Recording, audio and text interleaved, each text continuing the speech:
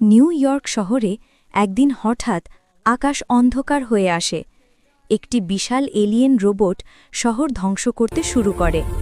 Spiderman দ্রুত ভবন থেকে ভবনে ঝাঁপিয়ে মানুষের সাহায্য করতে থাকে, কিন্তু রোবটটি এত শক্তিশালী ছিল যে তার জালও তেমন কাজ করছিল না।